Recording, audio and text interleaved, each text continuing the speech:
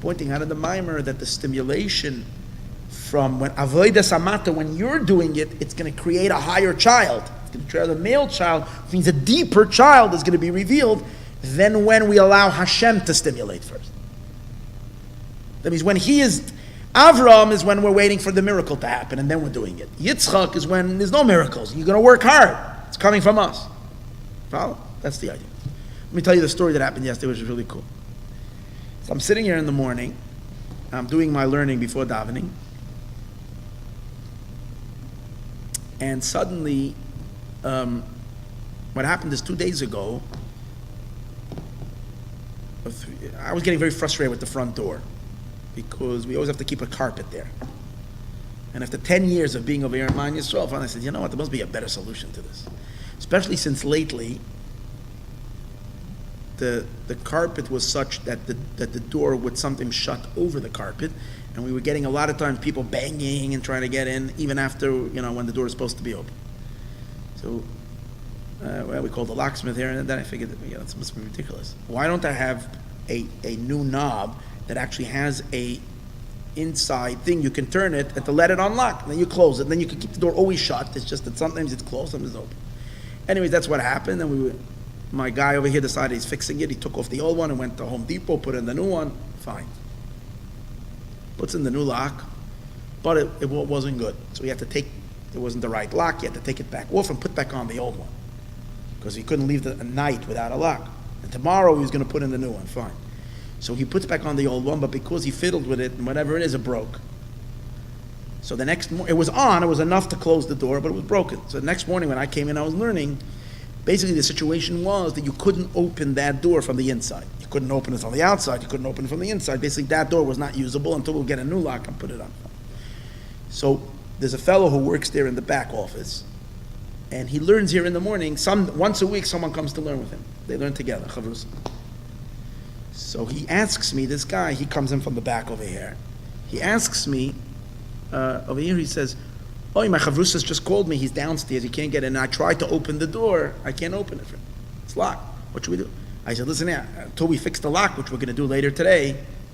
But meanwhile, now, just tell him to go around. Okay. I tell him to go around. A minute later, I hear this guy learning. He's here. So I said, hey, how'd you get in? So the guy who works in the office says, I opened it with the key. So the key? I was sitting. I said, key? Which key? The key is on the outside. The key's not on the inside. How'd you open it? There's only a key on the outside of it, not on the inside of it. So he says, no, I did it on the upper lock. There's a lock, there's a bolt, a higher bolt lock on the top. I used the key for that. So I'm thinking, first of all, I didn't even think that wasn't locked, but I was thinking, I don't even have that key. I don't even know where that key is. It doesn't even exist. The key that I gave him is the key for the bottom one, because the guy changed it. That lock down there was changed already 3 times, or 2 times. So it's not even the lock. So how in the world do you use the key to open it? I said, you used the key to open the top lock? And he said, yeah. So I said, when you're sitting there like, and I'm sitting there saying, oh, that's a miracle. I said, that's a miracle. That's so strange. Like, how did that work? I said, that for sure is not the key. And it worked. I said, it's a miracle. Then I said, but why would there be such a miracle now for no reason at all? Then I said, maybe because the guy's coming to learn, so Hashem made a miracle that he can come in. He doesn't have to go around, and the key that's not supposed to work worked. Fine. Okay, it's a nice little story, but watch how crazy this becomes. Okay, here's one of these moments that you see that, again, I didn't even give it too much thought, but it went through my head, and I said it loud. I said, that's a strange miracle that just happened, but okay. I'm sitting here, they're learning right over there. 5 minutes later, a guy is coming to pick up my CDs to distribute them. So he comes up over here, and I tell him, oh, the CD machine, Baruch Hashem, I've been having so many problems with them, but for whatever reason, it's so moody. Today, it's decided to work.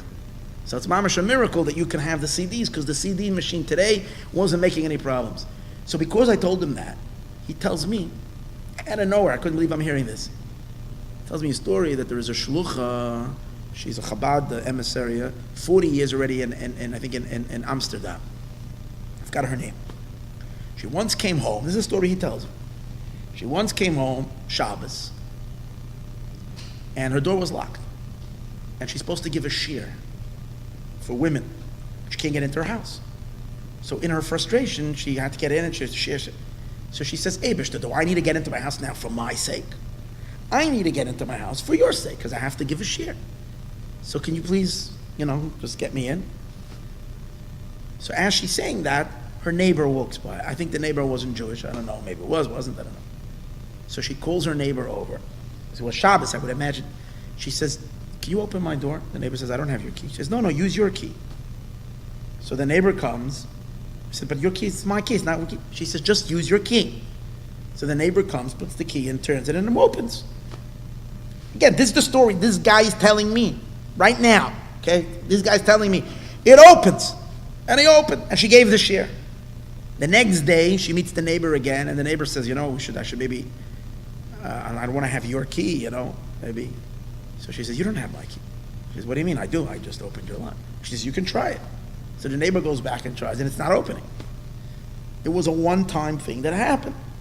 He tells me this story.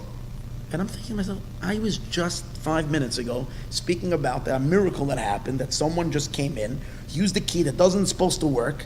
It's the bottom lock, not the top lock, and it worked.